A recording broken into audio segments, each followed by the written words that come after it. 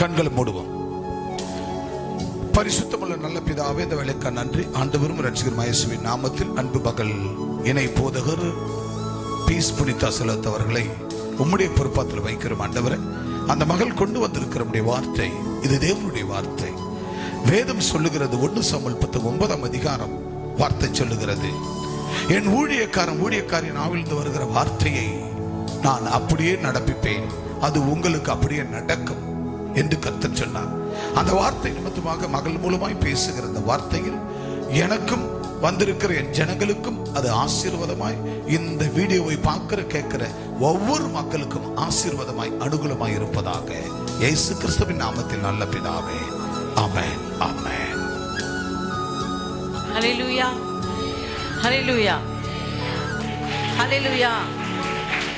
சரி, இப்போது நம் வேதத்துக்குள்ளாக நாம் கடந்து செல்வோம்.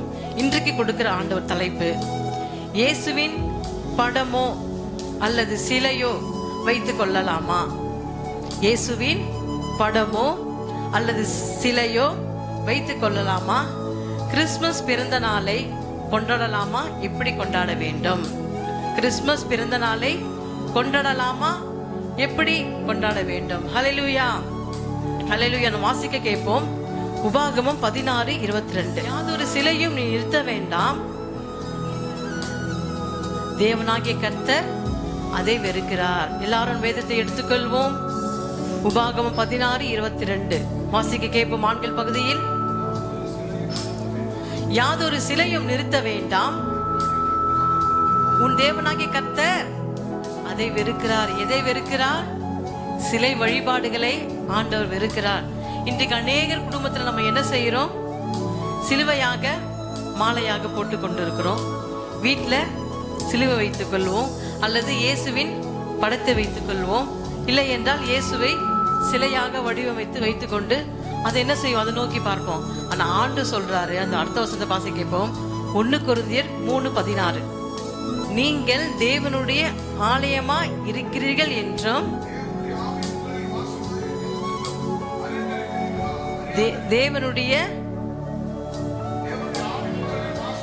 தேவனுடைய ஆவி உங்களில் வாசமா இருக்கிறது போல இதை நீங்கள் அறியாது இருக்கிறீர்களா? ஹல்லேலூயா. அப்ப அந்த வசனம் என்ன செய்ய சொன்னார் ஆண்டவர்? யாதொரு சிலையை நீங்க நிறுத்த வேண்டாம், அது வெறுக்கிறார். அப்ப ஆண்டவர் உங்களை பார்த்து சொல்லுகிறார், நீங்களே என்னுடைய ஆலயம். ஹல்லேலூயா. அப்ப சிலையை வழிபடுவதோ இயேசுவின் படத்தை வழிபடுவதோ அதெல்லாம் ஆண்டவருக்கு அருவருப்பான காரியங்கள். ஏனென்றால் அவருக்கு துவக்கம் இல்லை, முடிவும் இல்லை. ஆமென், ஹல்லேலூயா. அப்ப தேவனாகிய கர்த்தர் அவர் ஒருவரே தான். அவர் ஆவியா இருக்கிறார், வார்த்தையா இருக்கிறார், மாம்சமா இருக்கிறார். ஆமென், ஹல்லேலூயா. அடுத்த வசனத்தை வாசிக்க கேட்போம். உபாகமம் 7:5. உபாகமம் 7:5. நீங்கள் அவருக்கு செய்ய வேண்டியது என்னவென்றால், பலிபீடங்களை இடித்து அவர்கள் சிலைகளை தகர்த்து அவர்கள் தோப்புகளை வெட்டி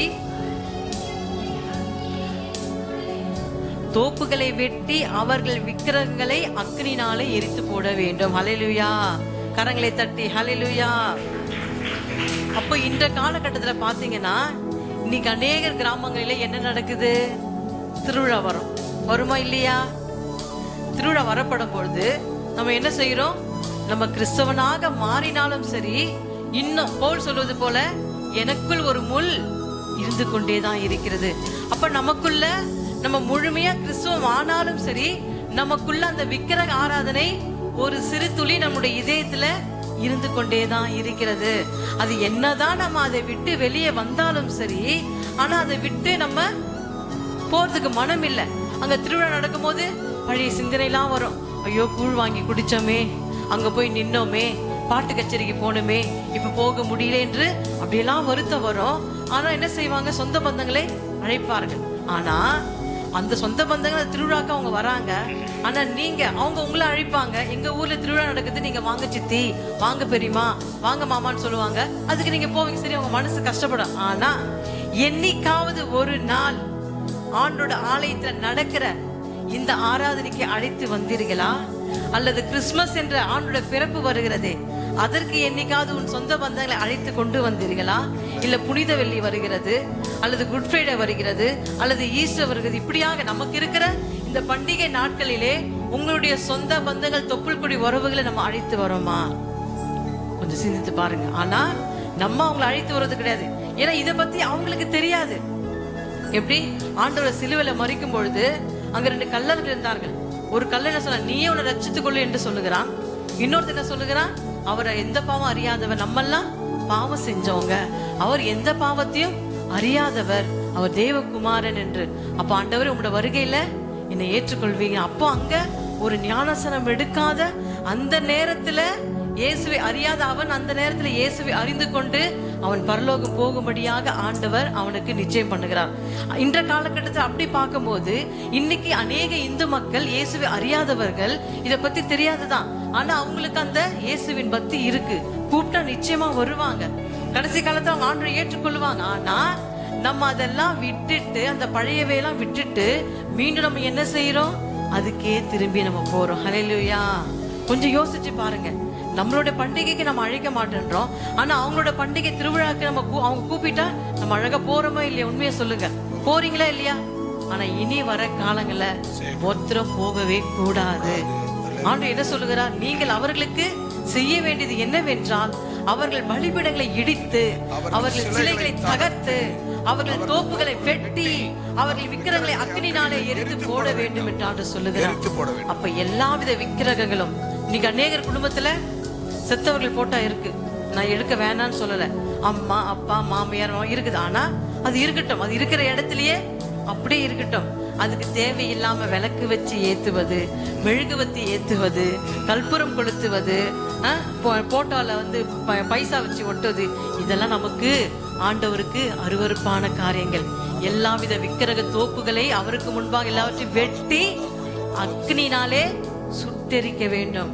அப்ப இன்னும் அந்த பாவத்தை விட்டு இன்னைக்கு அநேகர் வர முடியாம அந்த விக்கிர கோவிலுக்கு போகணும் என்று இன்னைக்கு அழைக்கிற பிசாசின் கிரியைகளை விட்டு நம்ம என்ன செய்ய வேண்டும்? அகன்று வெளியே வர வேண்டும். என் அன்பு சகோதரியே சகோதரியே, இன்னும் உனக்குள்ள வேறு சிறு துளி இருக்குமானால் அதை இப்பொழுது இந்த நேரத்திலேயே நீங்கள் மனம் திரும்ப வேண்டும். ஹல்லேலூயா. நீ வாழ்ந்தால் இயேசுவுக்கு வாழு, இல்லைன்னா தாராளமா நீ அதிலே போனோமா போயிடு. அதை பத்தி ஒரு பிரச்சனையும் இல்லை. நீ வாழ்ந்தா நீ இயேசுக்குள்ள பரிசுத்தமா வாழ வருகையில ஏற்றுக்கொள்ளப்படுவாய். நீ மரித்தாலும் பேயாக சுத்த மாட்டாய், மோகினியாக சுத்த மாட்டாய். அவரோடு கூட தேவ தூதர்களை போல இருப்பாய். ஆமென். ஹல்லேலூயா. ஆனா இயேசுவை அறியாதவர்களோ பேயை போல சுத்துவார்கள் மரித்தா. அதுக்கு தான் அவர்களுக்கு நீங்க என்ன செய்ய வேண்டும்? அவனுடைய சுவிசேஷங்களை சொல்லி ஆலயத்துக்கு அழைத்து வர வேண்டும். அவங்க விக்கிரக ஆராதனைக்கு கூப்பிட்டா நம்ம என்ன செய்யறோம்? பட்டுப்பொடியை போட்டுக்கொண்டு கட்டிக்கொண்டு நகைகளை மாட்டிக்கொண்டு நம்ம என்ன செய்கிறோம்? ஓடுகிறோம். இனி வர காலங்கள அப்படியான ஆண்டுக்கு அருவருப்பான காரியங்கள் நம்ம செய்யாதபடிக்கு இன்னைக்கு யார் வீட்டுலனா இன்னைக்கு அந்த ஏதாச்சும் அந்த போட்டோ இருக்குமானால் அது எல்லாவற்றையும் அகற்று, சுட்டெரித்து சாம்பலாக்கி போடுங்க. ஹல்லேலூயா. இயேசுவின் படமா இருந்தா தயவு செய்து எடுத்துருங்க. இயேசுவின் சிலை இருந்தால் தயவு செய்து எடுத்துருங்க. அதெல்லாம் நமக்கு வேண்டவே வேண்டாம். ஆண்டவர் நீங்களே என்னுடைய ஆலயமா இருக்கு. அந்த வாசிக்க கேட்போம் அந்த வசனத்தை. 1 கொரிந்தியர் 3:16.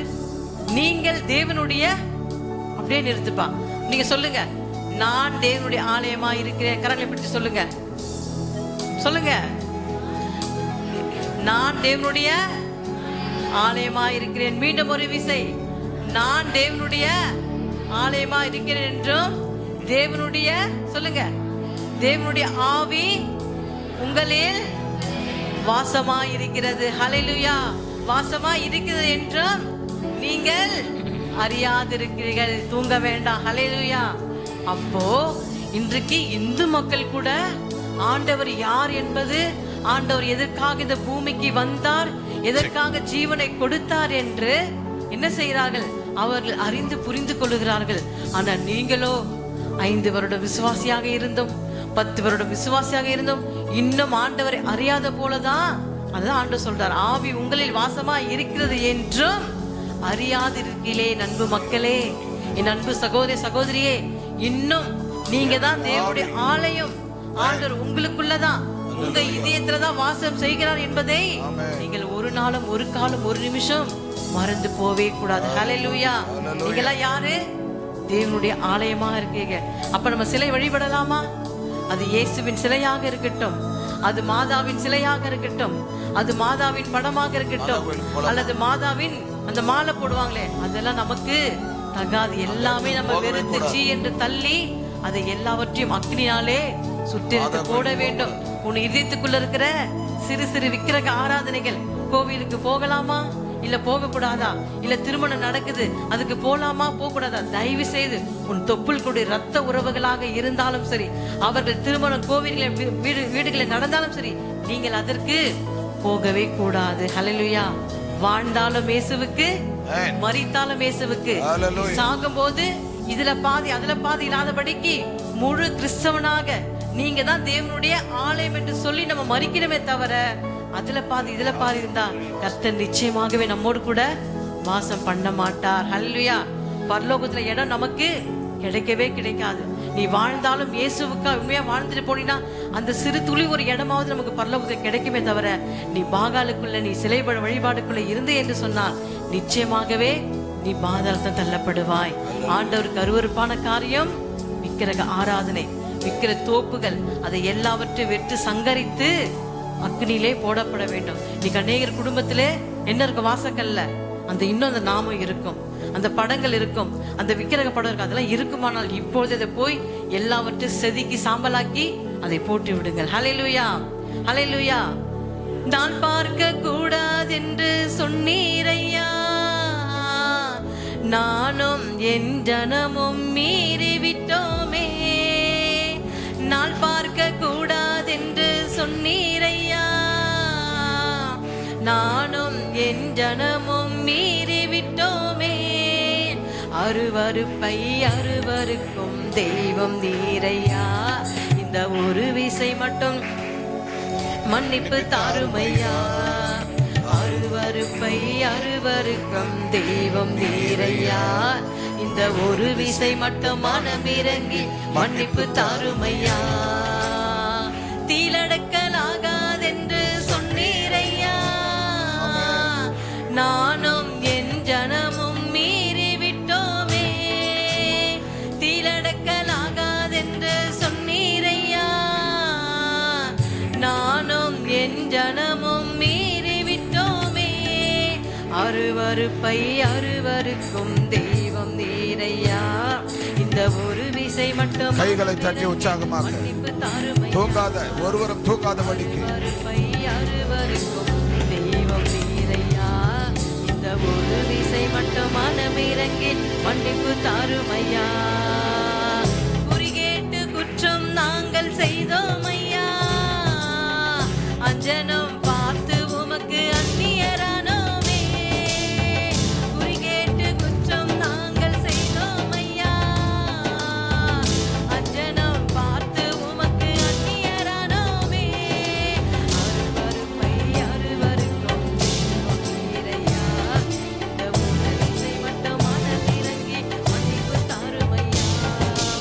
அருவருப்பை அருவருக்கும் தெய்வம் நீரையா, இந்த ஒரு விசை மட்டும் மனமிறங்கி மன்னிப்பு தாருமையா. தேசம் அருவருப்பால் தீட்டுப்பட்டதையா, நானும் என் ஜனமும் செய்த பாவம் தானையா. தேசம் அருவருப்பால் தீட்டுப்பட்டதையா, நானும் என் ஜனமும் செய்த பாவம் தானையா. சொல்லுவோமா? அருவருப்பை அருவருக்கும் இந்த ஒரு விசை மட்டும் மனமிறங்கி மன்னிப்பு தாருமையா. ஆமென். அருவருப்பை அருவருக்கும் இந்த ஒரு விசை மட்டும் மனமிறங்கி மன்னிப்பு தாருமையா. மன்னிப்பு தாருமையா. மன்னிப்பு தாருமையா.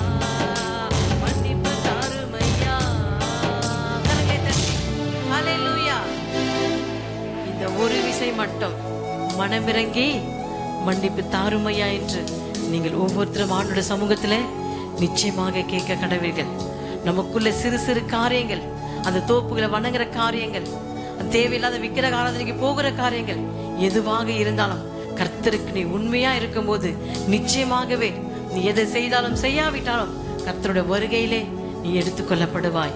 கோதுமை மணியானது அது மண்ணில் விழுந்து சாகாவிட்டால் அது ஒன்றும் நடக்காது.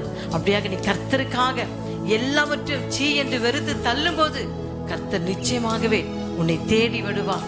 நீ கேட்டவை கேட்ட மறந்தவை அத்தனை உனக்காக அவர் செய்து முடிப்பார். செய்து முடித்து விட்டார்.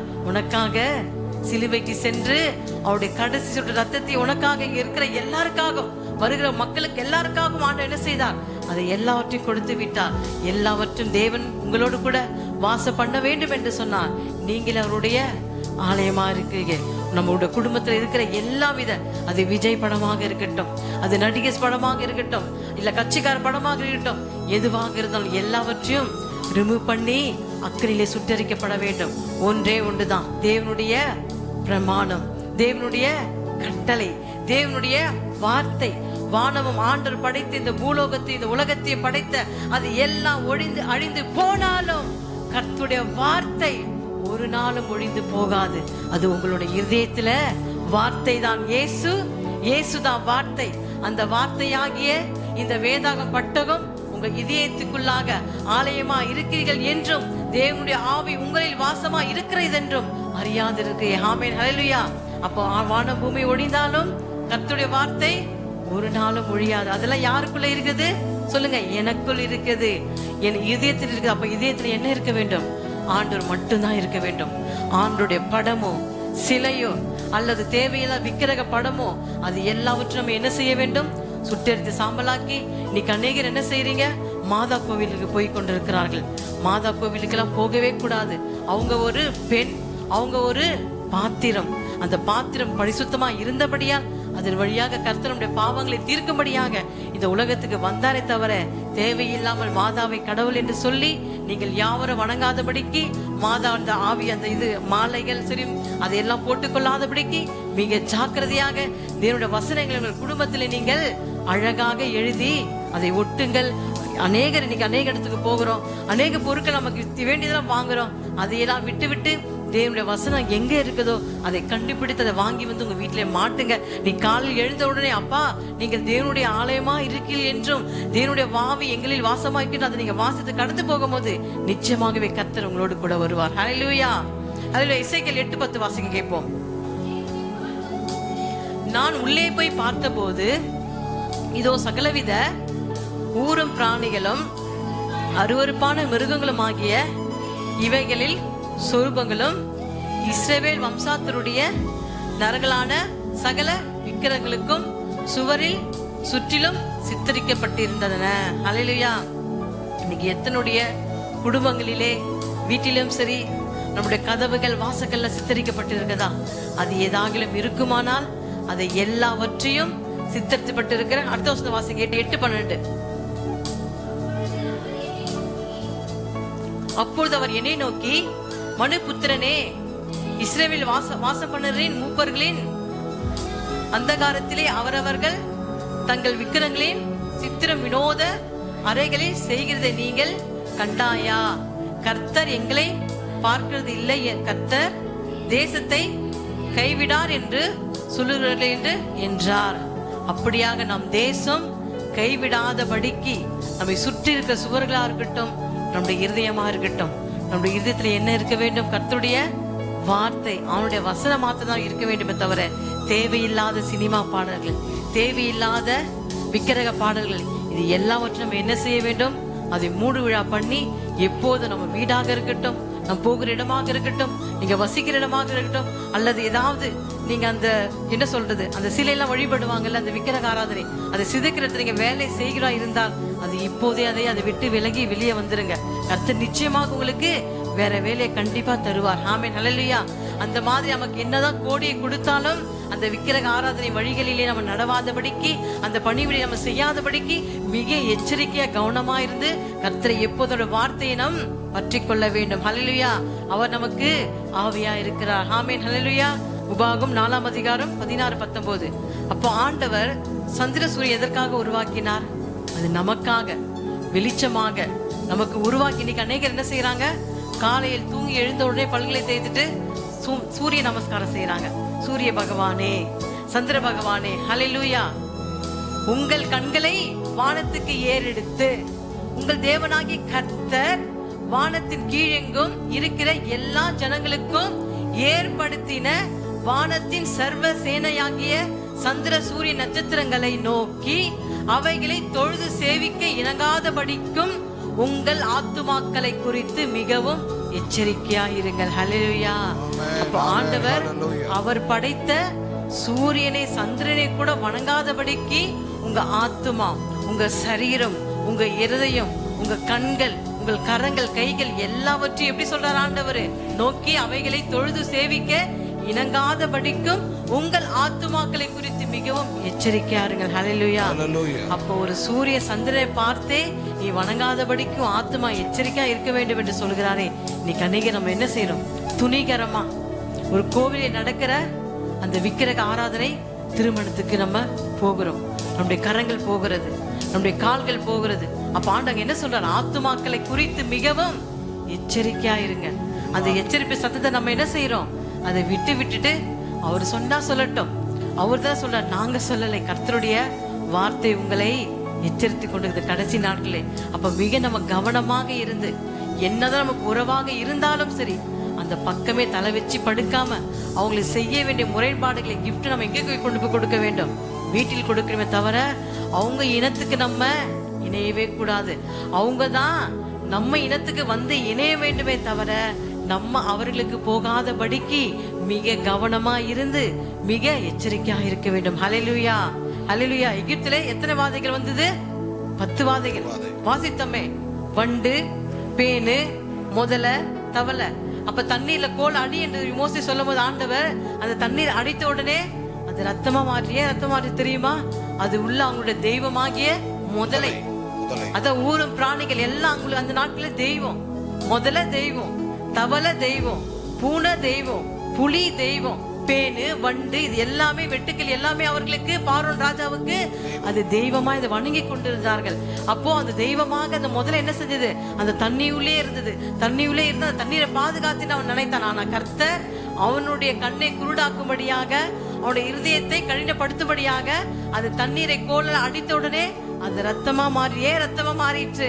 அதுல இருந்த எல்லா வித முதலை விக்கிரகங்களும் எல்லாம் மடிந்து போனது, செத்து போனது, ரத்தமாயிட்டு அந்த தண்ணீர் நாற்றம் எடுத்தது. அப்போ அவங்க என்ன செஞ்சாங்க? பார்வோன், ஓஹோ இந்த தண்ணீரே நம்மளை காப்பாற்றும் நினைத்தோம். தண்ணீருக்குள்ள இருக்கிற தவளையாகிய முதலையாகிய அந்த விக்கிரகம், அந்த சாமி நம்மளை காப்பாற்ற தெய்வம் நினைத்தாங்க.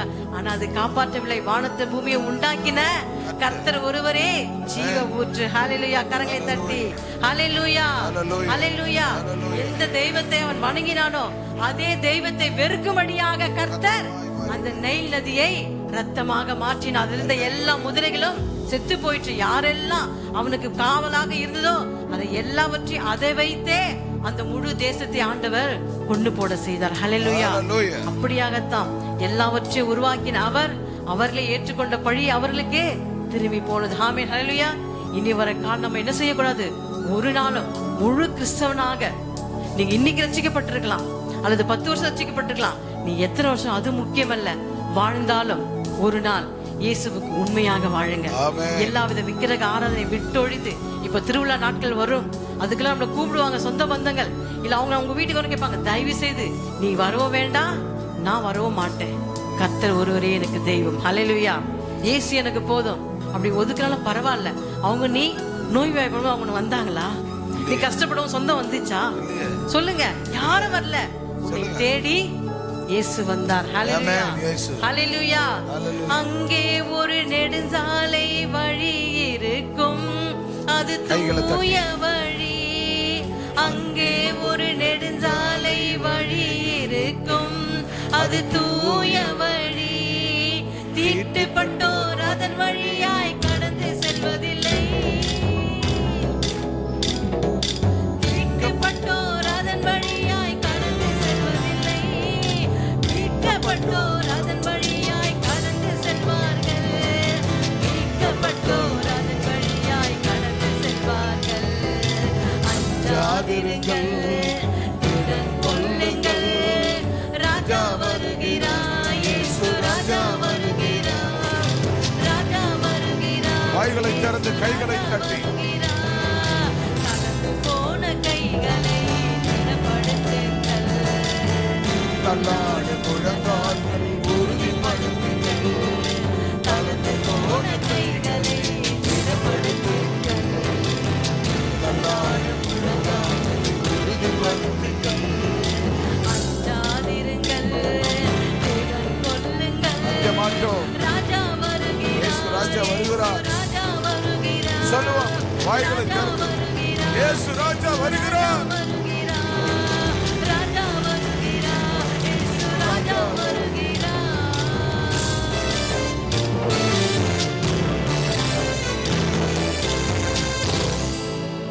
ஹல்லேலூயா. நீங்க தாங்க திடப்படுத்த வேண்டும். நீங்க போய் அதிலே விழுந்துடக்கூடாது. ஆண்டவர் உங்களை அதிலிருந்து, அந்த பாவ சேற்றிலிருந்து, அந்த விக்கிரக ஆராதிலிருந்து உங்களை தூக்கி எடுத்து அவர் உங்களை பொன்னாக, ஆணாக, அழகாக, ராசாத்தியாக, ராஜாக்களாக இன்னைக்கு உட்கார வைத்து உங்களை அழகு பார்க்கிற தேவன். ஒரு நாளும் அவருக்கு நம்ம அருவருப்பான காரியங்கள் செய்திடவே கூடாது. அருவருப்பான காரியங்களுக்கு நம்ம ஒரு நாளும் நம்முடைய கால்களோ கரங்களோ போகவே கூடாது. வாழ்ந்தாலும் இயேசுவுக்கு, மரித்தாலும் இயேசுவுக்கு, இருந்தாலும் இயேசுவுக்கு. அவரே உன் உயிர் நாடி, அவரே உன் உயிர் மூச்சு. இப்படியாக நீ வாழும்போது கர்த்தனை எதையெல்லாம் கேட்கிறாயோ, என்னத்தெல்லாம் விதைக்கிறாயோ, அது அத்தனையும் கர்த்தர் உனக்கு 100 அல்ல, 1000 அல்ல, கோடி அல்ல, மில்லியன் அல்ல, அதுக்கு மேல மேல மேல உன்னை கர்த்தர் ஆசீர்வதிப்பார். ஹல்லேலூயா, ஹல்லேலூயா. செய்ய வேண்டியது ஜெபம், வேத வாசிப்பு, கர்த்தருக்கு உண்மையா இருந்து விக்கிரக ஆராதனை, சிலை வழிபாடு, அது எல்லாவற்றையும் விட்டொழிந்து இப்ப யாராவது நீங்க அது இருந்துமானால் அது இப்போதே அந்த பிசாசுக்கிலிருந்து மனம் திரும்புங்கள். கர்த்தர் நிச்சயமாக உங்களை ஆசீர்வதிப்பார். ஹல்லேலூயா. இரண்டாவதாக, இயேசு பிறந்த கிறிஸ்மஸை கொண்டாடலாமா? ஹல்லேலூயா. இப்படி கொண்டாடலாமா? இயேசு கிறிஸ்மஸ் எப்படி கொண்டாடலாம்? இயேசு பிறந்த நாள், இயேசு பிறந்த நாள் எப்படி நம்ம கொண்டாடலாம்? ஸ்வீட். நம்ம என்ன சொல்லுவோம்?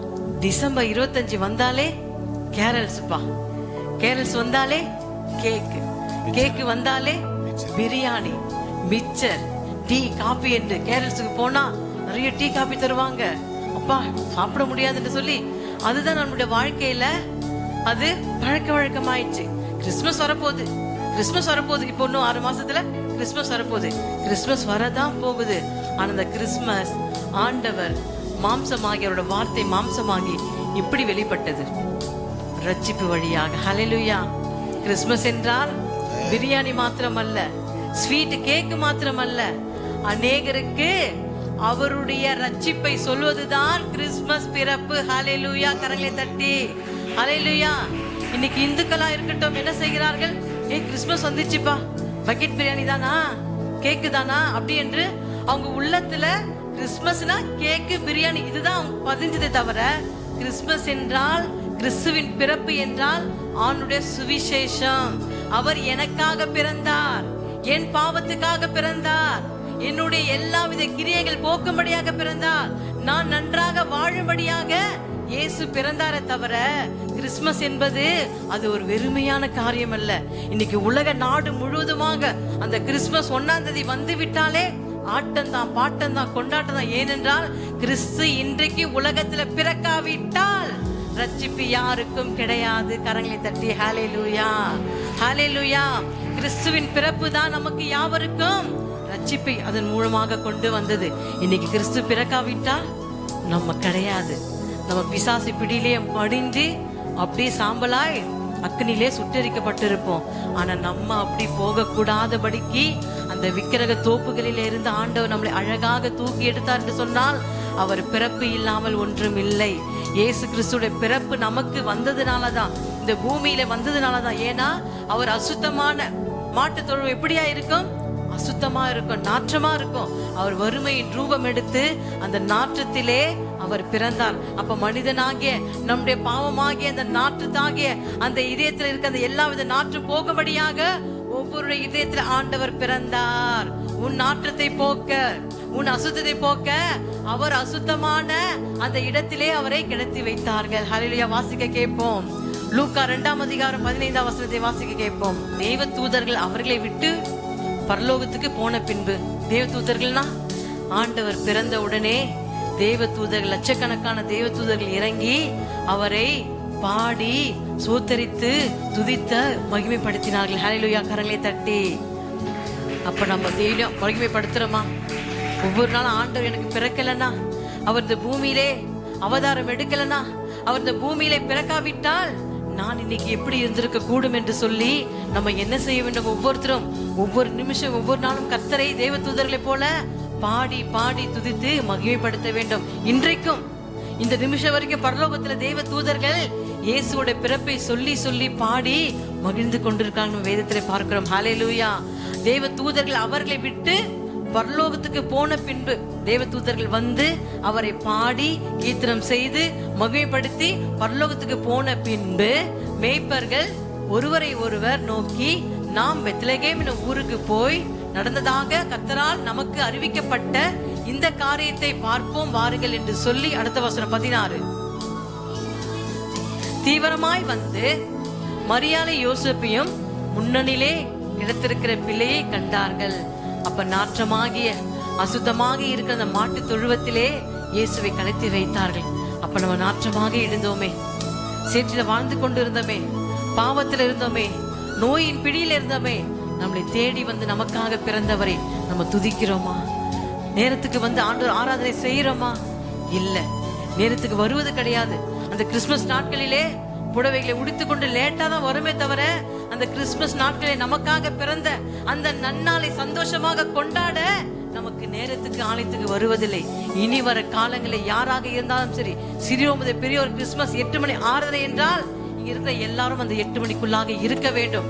ஏனென்றால் அவருடைய பிறப்பு நமக்கு நற்செய்தியாக இருந்ததுனால தான் நம்ம எல்லாரும் இன்னைக்கு ரட்சிக்கப்பட்டிருக்கிறோம். ஹல்லேலூயா. யோசேப்பின் முன்னணியிலே எடுத்திருக்கிற பிள்ளையும் கண்டார்கள். அடுத்த வசனம், அந்த பிள்ளையை குறித்து தங்களுக்கு சொல்லப்பட்ட சங்கதியே ஆமேன். பாத்தீங்களா? அவங்க பிறந்தத அந்த சாஸ்திரிகள் என்ன செய்யறாங்க? உலகம் எங்கும் போய் பறைசாற்றுறார்கள். அப்ப நம்ம சொல்லுகிறோமா? யாருக்காக இயேசு பிறந்தார்? உனக்காக மட்டும் பிறந்தா போதுமா? நீ மட்டும் ஒரு ரட்சிப்பை பெற்றுக்கொண்டால் போதுமா? மற்றவர்கள் ரட்சிப்பை அடைய வேண்டாமா? உன்னை போல அவர்களை வந்து இங்க தேவனை ஆராதிக்க வேண்டாமா? அப்ப நம்ம என்ன செய்ய வேண்டும்? கிறிஸ்துமஸ் என்றால் tea, coffee, biscuit, chocolate, biryani என்று சொல்லிட்டு அப்படி போகாதபடிக்கு அந்த நாளிலே அநேகருக்கு உன்னால் முடிந்த உதவி செய்வது மாத்திரமல்ல, அன்றைக்கு இயேசு உனக்காக இன்னைக்கு பிறந்தார். கிறிஸ்துமஸ்னா வெறுமை அல்ல. டிசம்பர் 25 வந்தா கிறிஸ்துமஸ் ஆனது. எப்படியாப்பட்ட கிறிஸ்துமஸ்? இந்த உலகத்தினுடைய பாவங்களை போக்க வந்த அதுதான் கிறிஸ்துமஸ். அதான் இந்த கிறிஸ்துமஸ் நாளா இருக்கும். நீங்க ஒவ்வொரு ரட்சிக்கப்பட்ட நாள் தான் கிறிஸ்துமஸ். நமக்கு இன்னைக்கு பிறந்த நாள் வருது, ஆனா நம்மளுடைய பிறந்த நாள் அது கிடையாது.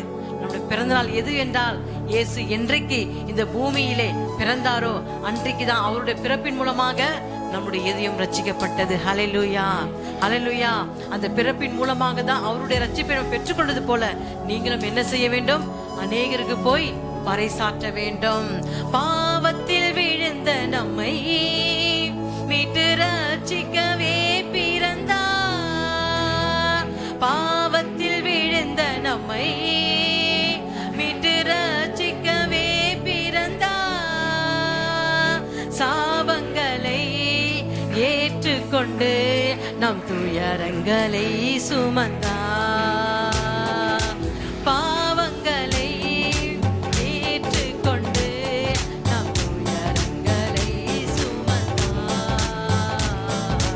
இந்த குழந்தை வடிவினிலே இயேசு மகன் பிறந்தார்.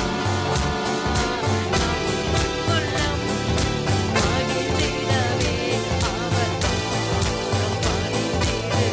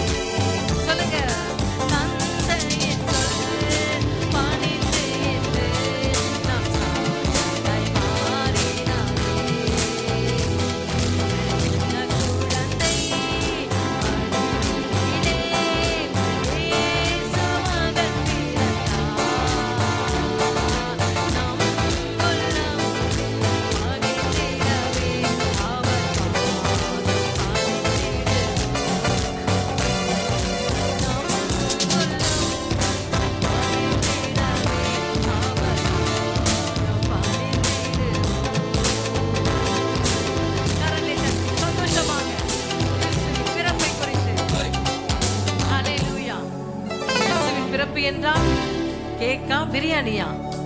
சொல்லுங்க. ஆண்டுடைய சுவிசேஷம், அவருடைய ரட்சிப்பை நம் அனைவருக்கும், நாம் பெற்றுக்கொண்ட எல்லா வித ரட்சிப்பையும் அநேகருக்கு சொல்ல வேண்டும். முதலாவது இயேசு உங்க உள்ளத்துல பிறந்திருக்கிறாரா, அதை நாம் சிந்தித்து பார்க்க வேண்டும். கிறிஸ்துமஸ் வருஷம் வருஷம் வந்துதான் போகுது. ஆனா எதற்காக வந்து போகிறது? உன்னுடைய ரட்சிப்புக்காக, அவருடைய பாதத்தை நாம் தொழுது கொள்ளும்படியாக, நம்மளுடைய எல்லாவித பாவங்கள் சாபங்கள் நீங்கி சுகமாய் வாழும்படியாக அந்த கிறிஸ்துமஸ் நாளை நம்ம எப்படியாக கொண்டாட வேண்டும்? சந்தோஷமாக, உள்ளத்தின் ஆழத்திலிருந்து, கடமைக்காக, கட்டாயத்துக்காக. ஏதோ கிறிஸ்துமஸ் வந்து போகுது, கிறிஸ்துமஸ்னா ஸ்டார் கட்டணும், வீட்டை சுத்தம் பண்ணணும், குடில் வைக்கணும், அதெல்லாம் இல்லவே இல்லைங்க. அநேக அழிந்து கொண்டிருக்கிற ஆத்துமாக்களுக்கு உனக்காக பிறந்து, உனக்காக வளர்ந்து, உனக்காக சிலுவைக்கு போன கர்த்தருடைய சுவிசேஷம், இயேசுவின் சுவிசேஷம் உன் பகுதியில் இருக்கிறவர்களுக்கு போனா போதும். நீ அமெரிக்கா போய் சொல்ல வேண்டாம், நீ சென்னை பட்டணம் போக வேண்டாம், நீ மாவட்டத்துக்கு மாநிலங்களுக்கு போகவே வேண்டாம். நீ வசிக்கிற, நீ இருக்கிற இடத்துல உன் சித்தப்பாவோ பெரியப்பாவோ சொந்தமோ பந்தமோ அவர்களுக்கு அவருடைய பிறப்பை நற்செய்தி நீ சொல்லும் பொழுது, அப்போதான் உனக்கு உண்மையான இயேசுவின் பிறப்பு கிறிஸ்துமஸ். ஹல்லேலூயா. கரங்களை தட்டி ஹல்லேலூயா. உண்மையான இயேசுவின் பிறப்பை, உண்மையான இயேசுவினுடைய கிறிஸ்துமஸை நீ கொண்டாட வேண்டும் என்று சொன்னால், முதலாவது உன் இதயத்துல இயேசு பிறந்திருக்கிறாரா? உங்க குடும்பத்துல பிறந்திருக்கிறாரா? உன்னை சுற்றி இருக்கிற சொந்த பந்தங்களுக்கு பிறந்திருக்கிறாரா?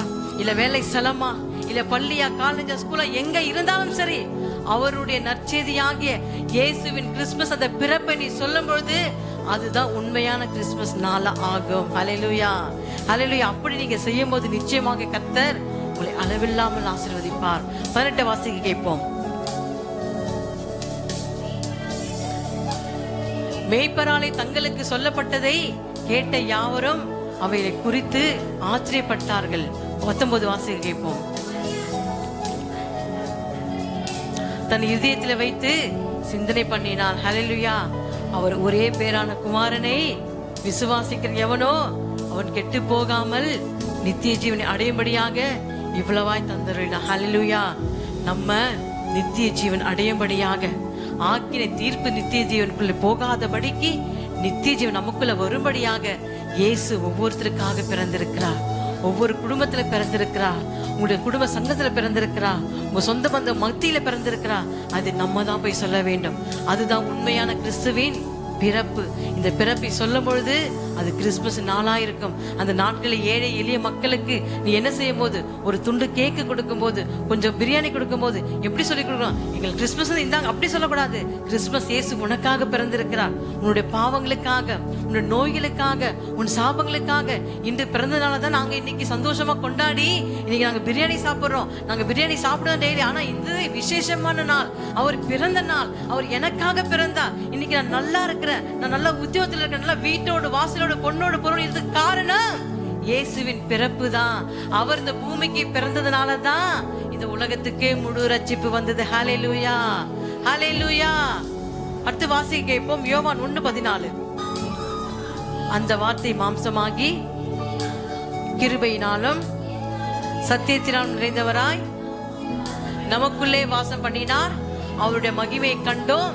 அது பிதாவுக்கு ஒரே பேரானுடைய மகிமைக்கு ஏற்ற மகிமையாகவே. பாத்தீங்களா?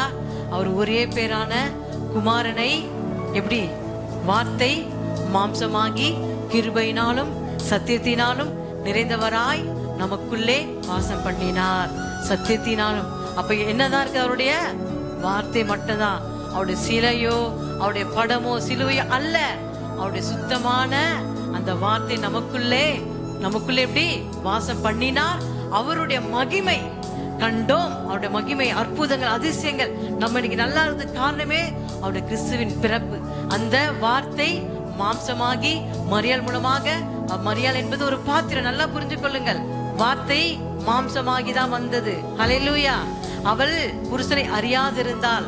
இயேசு ஒளியாக வந்தபோது மரியாள் புருஷனை அறியாம இருந்தாள். அதனால தான் ஆண்டவர் ஒரே பேரானை விசுவாசி எவனோ அவன் கெட்டு போகாமல், நம்ம யாவரும் கெட்டு போகாதபடிக்கு கெட்டு கொண்டிருக்கிற ஆத்துமாக்களை இயேசுவின் பிறப்பை குறித்து சொல்லி நற்செய்தி சொல்லி அவர்களை ரட்சிப்புக்குள்ளாக வழிநடத்தி ஆலயத்துக்குள் கொண்டு வருவதே கிறிஸ்துவின் பிறப்பு. அதுதான் கிறிஸ்துமஸ். ஹல்லேலூயா, ஹல்லேலூயா. கடைசி வசனத்தை வாசித்து முடிப்போம். வெளிப்படுத்தல் 1:11. நான் அல்பா ஒமேகாவும் முந்தினவரும் பிந்தினவருமாய் இருக்கிறேன். ஹல்லேலூயா. அவர்தான் ஆதியிலே வார்த்தை இருந்தது, அந்த வார்த்தை தேவனாயிருந்த வார்த்தை தேவனிடத்தில் இருந்தது. அவர் ஆதியிலே ஆவியாயிருந்தார். அந்த வார்த்தை மாம்சமாகி அது நமக்கு பிறப்பின் மூலமாக, நற்செய்தி மூலமாக இன்னைக்கு இன்னைக்கு சொகுசா வாழ்கிறதுக்கு காரணம் அவருடைய பிறப்பு தான். அவர் பிறக்காவிட்டால் இன்றைக்கு யாரும் நம்ம இந்த மத்தியிலே இருந்திருக்கவே முடியாது. ஹல்லேலூயா, ஹல்லேலூயா. ஆதியும் அந்தமும் மானவரே, அல்பா ஓமேகா நீரே, ஆதி ஜலத்தின் மேல் அசைவாடினே, என்றும் அசைவாடுமே, சபையிலே என்றும் அசைவாடுமே. சொல்லுவோமா கரங்களை தட்டி? ஆதியும் அந்தமும் மானவரே, அல்பா ஓமேகா நீரே, ஆதி ஜலத்தின் மேல் அசைவாடினே, என்றும் அசைவாடுமே, தேசத்திலே என்றும் அசைவாடுமே. ஆவியானவரே, தூய ஆவியானவரே, ஆவியானவரே, தூய ஆவியானவரே. கரங்களை தட்டி அவரே அல்பாவும் ஒமேகாவும் இருந்தும் வரப்போகிற நம் இயேசு கிறிஸ்துவோட பிறப்பை நற்செய்தி உலகமெங்கும் பறைசாற்றும் போது கர்த்தர் நிச்சயமாகவே உங்கள் குடும்பத்தில் எல்லா வித இன்னல்கள் பிரச்சனை நீக்கி சமாதானத்தை கொடுப்பார். கிறிஸ்து உங்களுக்குள் பிறந்து விட்டால் நம்ம என்ன செய்வோம்? குறை சொல்ல மாட்டோம். சபையை குறித்த, போதை குறித்த, மற்ற குறித்த குறை சொல்லாதபடிக்கு நம்ம இதயத்தில் என்ன காரணம் இருக்குமானால் அதை எல்லாவற்றையும் சுத்தரித்து அக்னினாலே சாம்பலாக்கி முழு ரட்சிப்பு அவருடைய கிறிஸ்துமஸ் ஆகிய அந்த பிறப்பை நம்முடைய இதயத்துல இருக்கும் போது நிச்சயமாகவே இங்க இருக்கிற யாவரும் நீங்க ஆசீர்வதிக்கப்படுவீர்கள். கர்த்தர் தாம் உங்கள் யாவரையும் ஆசீர்வதிப்பாராக. கைகளை தட்டி கர்த்தர் நாமத்தை மகிமைப்படுத்துவோம். ஹல்லேலூயா. கைகளை நல்லா உற்சாகமாய் தட்டுவோம்.